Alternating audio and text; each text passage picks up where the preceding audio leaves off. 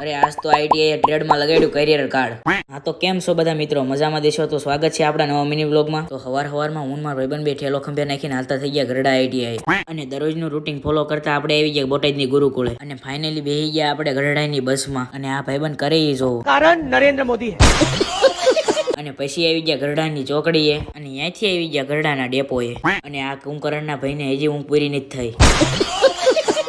અને થોડીક વારમાં આવી ગઈ આઈટીઆઈ ની બસ, અને બેહી ગયા આઈટીઆઈ ની બસમાં. અને પછી બસમાં બધા ભાઈબંધને વ્લોગમાં લઈ લીધા, અને પછી ફાઇનલી પહોંચી ગયા ગરડા આઈટીઆઈ રિસેસ પડી એટલે આ બધા ભાઈબંધ આવી ગયા ભાઈબંધના વ્લોગનો વિડીયો એડિટ કરવા. આમાંથી ખાલી વિડીયો એડિટ કરવા વાળો ભાઈબંધ આ એક જ છે, અને બાકી બધા જોવા વાળા છે. અને પછી ભાઈબંધે કર્યું વોઇસ ઓવર કરવાનું ચાલુ. બસમાં તો આઈટીઆઈ ના મહાનુભાવોનો મોટા પાયે વહીવટ ચાલુ હતો.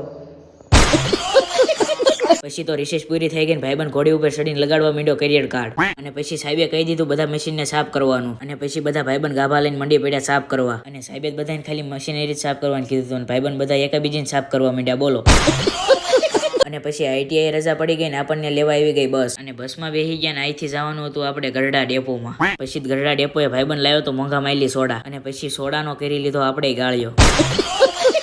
વળી પાછો બીજો ભાઈબંધ ખાતો તો નાના છોકરાના સેવ મમરા. અને પછી આ ભાઈબંધને ખવડાવી દીધું આપણને એક નાનું અમથું કુરકુર્યું. અને પછી વાળ સીધા કરીને હું બેહી ગયો બોટાદની બસમાં. અને પછી બોટાદની ગુરુકુળે ઉતરીને થઈ ગયા ઘર બાજુ હાલતા. અને હા, તમે બધા ઈ જ છો ને જે વિડીયો જોવો છો પણ ફોલો નથી કરતા, ફોલો કરી નાખો ફટાફટ.